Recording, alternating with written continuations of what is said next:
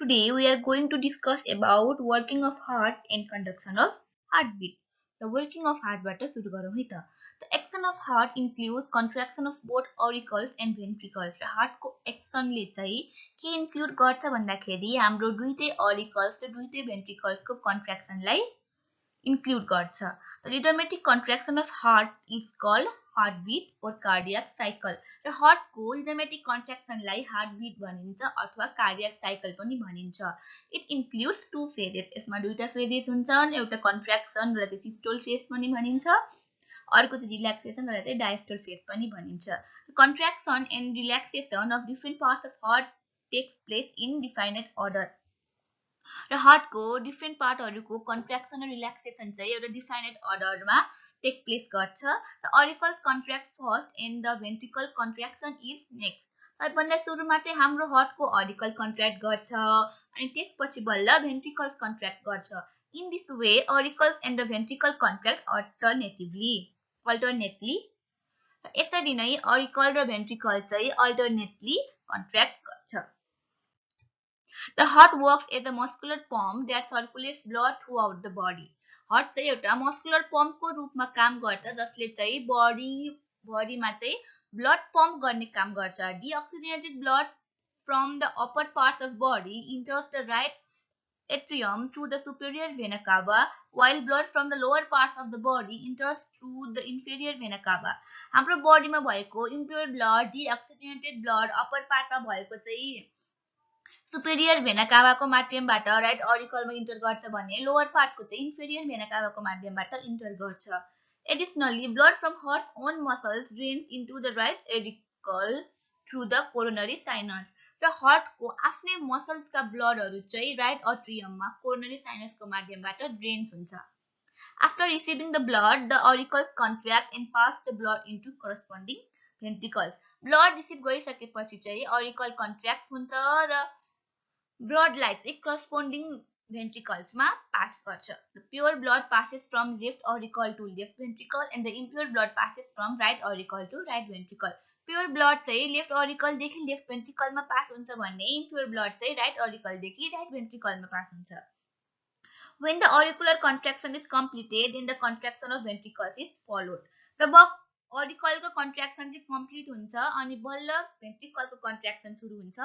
As the left ventricle contracts, the oxygenated blood is pumped through the aorta to all the parts of the body. Left ventricle contract भएपछि चाहिँ oxygenated blood चाहिँ एओर्टाको माध्यमबाट बडीको हरेक पार्टमा pump हुन्छ भने right ventricle contract भएपछि चाहिँ impure blood चाहिँ पल्मोनरी एओर्टाको माध्यमबाट लंग्समा पम्प हुन्छ फर प्युरिफिकेसन और ऑक्सिजनेशन. अब सुरु गरौँ हार्टबिटको बारेमा.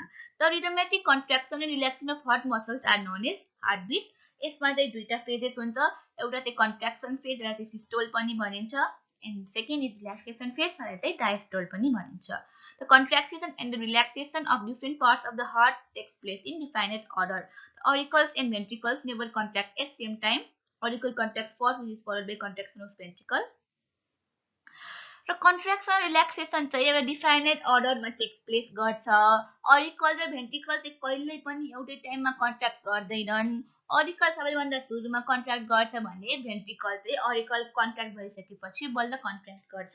र हार्टबिट चाहिँ विभिन्न स्टेजेसहरुमा कम्प्लिट हुन्छ. सबैभन्दा सुरुमा छ हाम्रो आर्टेरियल सिस्टोल.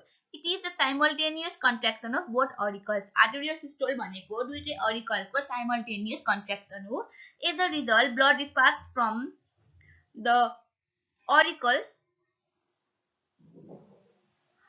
हो यो सरी onto भएछ यो. Blood is passed from the auricle to the ventricle.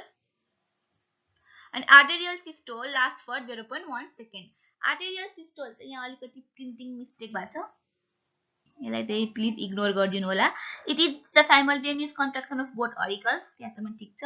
As a result blood is passed from the auricles into the ventricles अनि arterial systole last for 0.1 second. Arterial सिस्टोलको रिजल्टको कारण नै blood चाहिँ अरिकल्सबाट भेन्ट्रिकलमा पास हुन्छ र आर्टेरियल सिस्टोल चाहिँ 0.1 सेकेन्डसम्म हुन्छ. अर्को छ भेन्ट्रिकुलर systole. It is a simultaneous contraction of both ventricles. यो चाहिँ दुईटा ventricle को simultaneous contraction हो.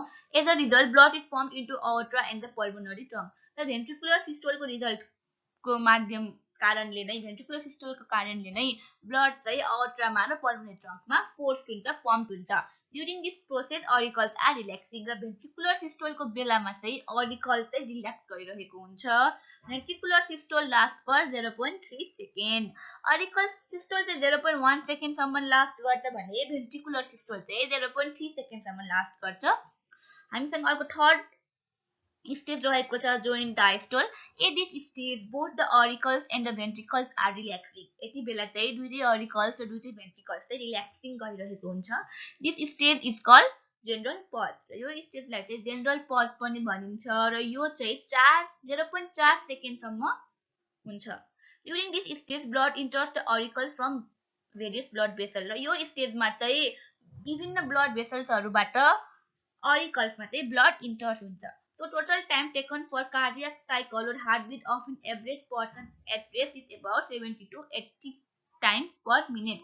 हरेक मिनेटमा हार्टबिट चाहिँ 70 देखि 80 सम्म हुन्छ एउटा एभरेज पर्सनको रेस्टको बेलामा. अब हामी डिस्कस गर्न गइरहेका छौं origin and conduction of heartbeat. The heartbeat is controlled by a mass of neuromuscular tissues called node.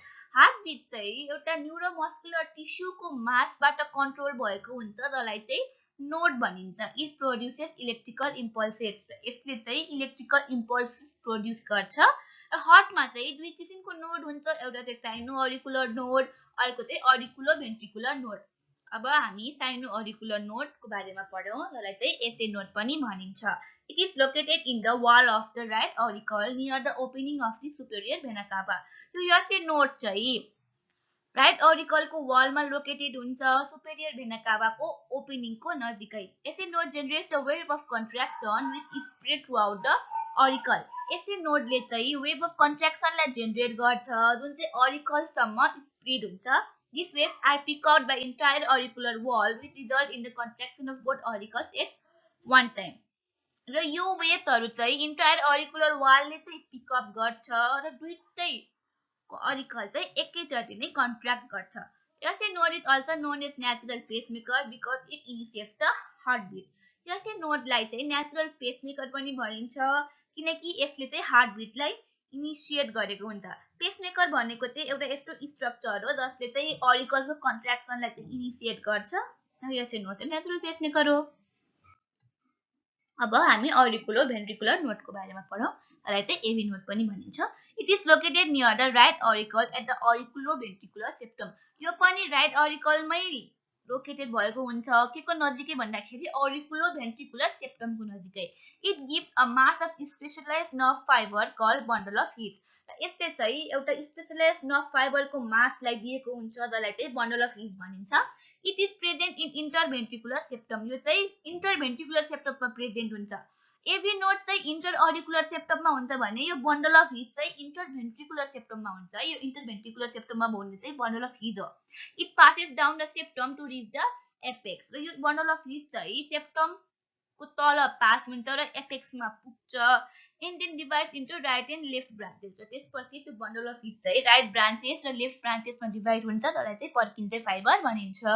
Each branch extend to the wall of ventricle on its corresponding side. र हरेक branch चाहिँ आफ्नो corresponding side मा भएको ventricle को wall मा extend हुन्छ. This fiber form a network which spreads on the entire wall of the ventricle. र यो fiber ले चाहिँ एउटा network form गर्छ जुन चाहिँ ventricle को entire wall मा spread भएको हुन्छ. After picking the wave of contraction propagated by SA node, AV node also produces a wave of contraction which is spread along the bundle of His and Purkinje fiber to all around the ventricles and thus excites the muscles of ventricles to contract. र यो SA node contract भइसकेपछि चाहिँ AV node ले चाहिँ त्यो wave of contraction pick गर्छ अनि त्यसपछि AV node ले पनि contraction को waves produce गर्छ जुन चाहिँ bundle of His र Purkinje fiber को माध्यमबाट हर एक वरिपरिको दुईटै ventricle को all around the ventricle मा spread हुन्छ र यसले चाहिँ ventricle को muscles लाई चाहिँ contract गर्न excite गर्छ. हामी यहाँ फिगरमा हेरौं. यो चाहिँ हाम्रो सुपेरियर भेना काभा भयो। राइट ऑरिकलको सुपेरियर भेना काभाको ओपनिङको नजिकै नै हाम्रो एसी नोड छ र राइट ऑरिकलकै इंटर ऑरिकुलोभेन्ट्रिकुलर सेप्टम मा चाहिँ हाम्रो के छ भन्दाखेरि एबी नोड छ। एसी नोडले चाहिँ इलेक्ट्रिकल इम्पल्स प्रोड्युस गर्यो अनि गएर वाल अफ ऑरिकल्सले चाहिँ त्यो इम्पल्सलाई पिक गरेर कन्ट्र्याक्ट भयो। त्यसपछि एसी नोडबाट एबी नोडले पनि त्यो कन्ट्र्याक्सनलाई पिक गरेर आफूले पनि वेभ अफ कन्ट्र्याक्सन स्प्रेड गर्यो। त्यसपछि यहाँ छ हाम्रो के हो यो चाहिँ हाम्रो बन्डल अफ हिज हो जुन चाहिँ इंटर भेन्ट्रिकुलर सेप्टममा प्रेजेन्ट भएको छ। त्यो बन्डल अफ हिज तल एपेक्ससम्म एक्सटेन्ड भयो अनि राइट र लेफ्ट ब्रान्चेसमा गयो र लेफ्ट र लेफ्ट ब्रान्चेसमा गएकोलाई चाहिँ के भनियो भन्दाखेरि पर्किन्जे फाइबर भनियो। अनि एबी नोडले वेभ अफ कन्ट्र्याक्सन प्रोड्युस गरिसकेपछि चाहिँ बन्डल अफ हिजको माध्यमबाट पर्किन्जे फाइबर हुँदै हाम्रो भेन्ट्रिकल वालले चाहिँ त्यसलाई एब्जर्ब गर्यो र त्यो भेन्ट्रिकल वाल कन्ट्र्याक्ट गर्यो। आजलाई यति नै। Thank you so much for watching. यदि हजुरलाई भिडियो मन पर्यो भने लाइक शेयर र कमेन्ट गरिदिनु होला र च्यानललाई पनि सब्स्क्राइब गरिदिनु होला।